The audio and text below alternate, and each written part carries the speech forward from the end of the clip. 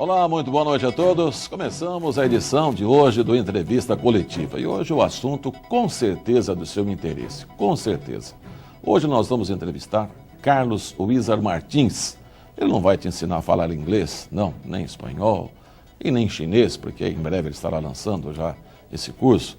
Mas o que nos chamou a atenção foi esse livro aqui, Desperte o Milionário que há em você. Então, está quase na hora de você dormir, mas de repente você vai poder despertar antes de dormir o milionário que há em você e começar toda uma carreira de sucesso, por que não? Esta talvez seja a pretensão do livro, sobre isso nós vamos conversar com ele. Carlos, muito obrigado pela presença, hein? Boa noite. Uma satisfação estar com você e com os nossos ilustres telespectadores. Obrigado. Zezé de Lima, tem interesse em ser milionário? Zezé de Lima, boa noite. Mas por que é importante ser milionário?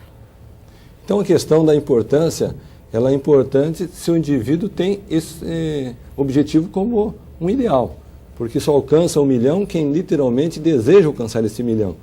E existe uma fórmula, existe um passo a passo, existe uma disciplina.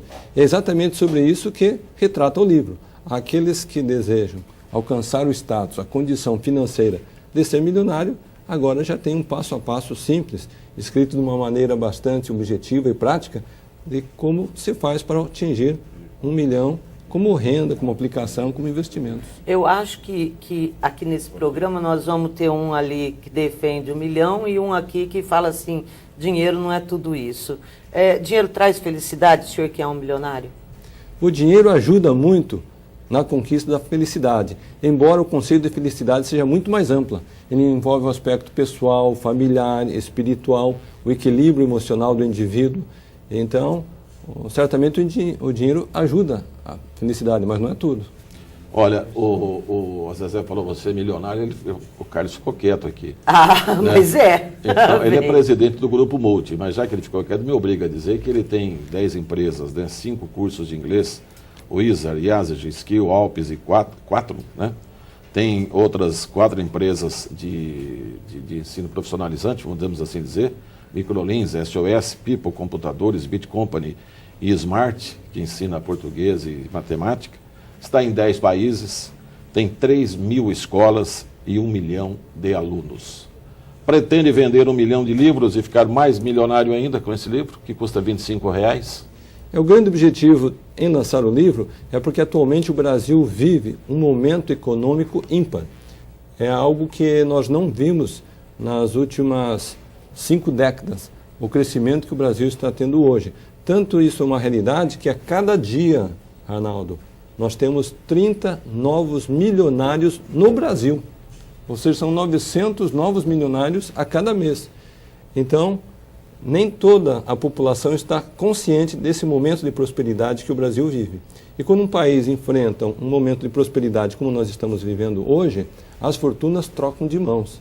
Então a minha expectativa ao lançar esse livro é justamente auxiliar você, telespectador, a descobrir esse passo a passo como você também pode fazer parte desse grupo de milionários. Naturalmente, se esse for o seu objetivo. A fortuna troca de mãos, e é verdade. É verdade, mas está saindo das mãos de quem a fortuna? Dos europeus, dos americanos e vindo para mãos de brasileiros? Então, por incrível que pareça, há 15 dias eu passei uma semana em Nova York. Quando eu entrava nos principais shoppings da cidade, Arnaldo, todas as decorações, as vitrines, toda a ambientação dos shoppings estavam com motivos brasileiros. Então, as camisetas, as vitrines, você via lá verde e amarelo e Brasil Fashion, ou seja, eu fiquei pensando quando que na minha juventude eu imaginaria que um dia eu iria para Nova York e encontrar Nova York, entre aspas, fantasiada de Brasil. Dizem que estão contratando já também, lá até vendedores que falam em português, porque tem muito brasileiro. Mas o senhor acha que é duradouro isso? Porque as notícias que a gente tem, estamos saindo um pouquinho até do livro, mas ficando na ordem financeira, as notícias que a gente tem é de que o Brasil também não está aquela coisa, aquele BRIC todo, né, de 7%, já estão falando em 3%, em menos de 3% de crescimento. O senhor acha que nós temos espaço para continuarmos produzindo tantos milionários assim? A realidade é que as economias são cíclicas. Nós já vimos no passado a Argentina muito bem e o Brasil mal. Hoje nós estamos com o Brasil numa situação favorável e uma Argentina precária. Nós estamos aí com uma Europa quase que falida. os Estados Unidos está vivendo a sua maior crise desde a depressão de 1929.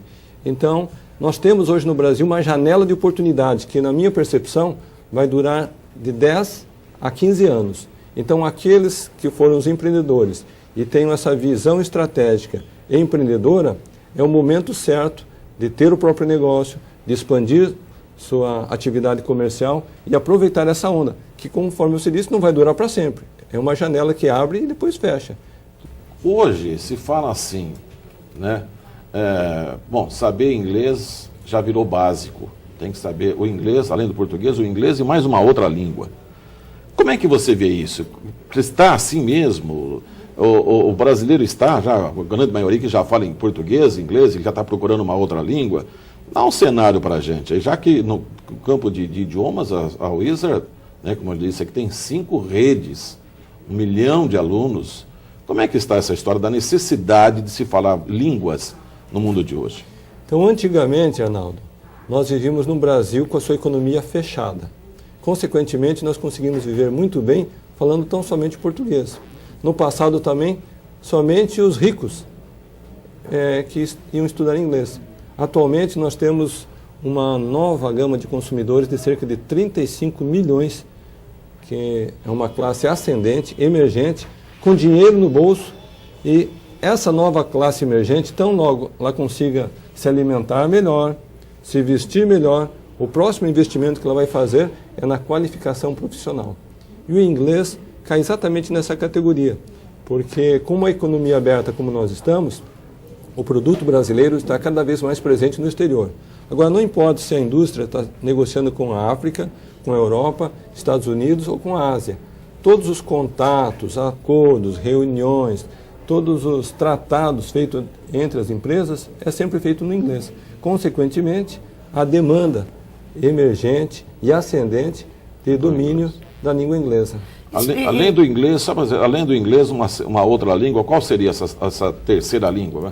Naturalmente que o espanhol ele tem uma ascensão muito grande devido à nossa aproximação com toda a nossa vizinhança América Latina, seja desde aqui Chile e Argentina até o México. E nos últimos anos temos acompanhado também a ascensão do chinês, em função da própria economia chinesa que está em avanço. Eu tenho a impressão que o chinês nunca vai ser uma língua mundial como é o inglês, né?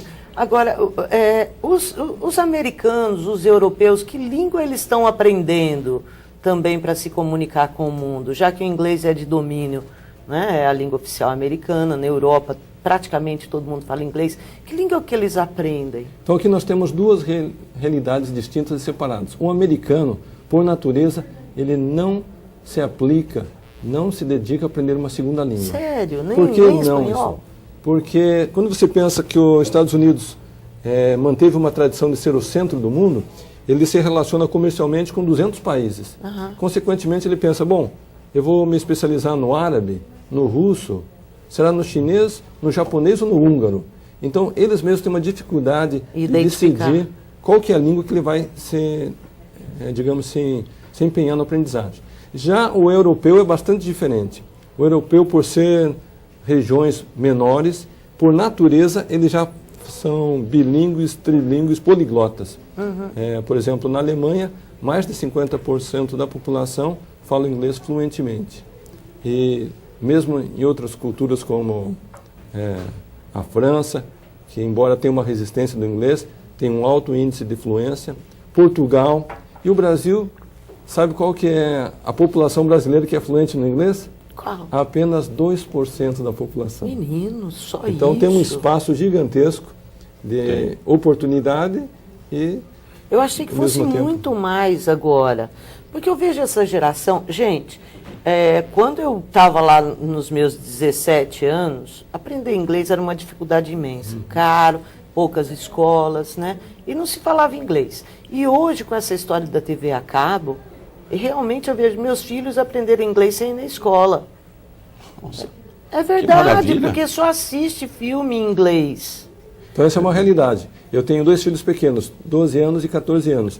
E quase que todo dia, quando eu chego em casa, eles me dizem, pai, essa palavra em inglês é assim, assim, assim? Eu disse, meu filho, mas como que você aprendeu? Ela vai dizer, ou no videogame, ou no computador, ou na TV a cabo. Isso. E eles jogam. O videogame hoje é uma coisa interessante, eu não sabia disso, gente, é que eu descobri faz pouco tempo. Eles jogam, tem um videogame que eles jogam com pessoas de outros países, Sim. e eles vão conversando, jogando e conversando. Então, a comunicação mudou muito mesmo. A própria internet, o advento da internet, democratizou a questão do inglês. Conforme você disse, teu filho pode estar aqui no Brasil, se relacionando com alguém no Japão, na Europa, mas falando o Inglês. inglês. É.